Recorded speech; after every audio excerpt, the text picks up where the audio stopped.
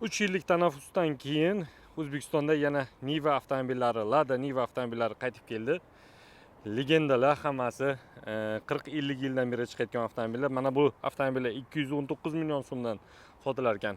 Mana bu Travel'lar esa 259 million so'mdan boshlab sotilar ekan. Buni qaranglar, disklari ham bunda midnight qilingan, chorni qilingan, oldida ham faqat faras chori qora qilinmagan bo'ldi.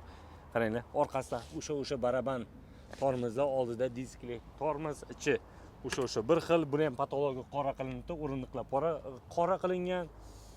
И o'sha korobka передач 6 talik, 1.7 motor. Buni obshivkalarini qaranglar, eshik yopilishini qaranglar.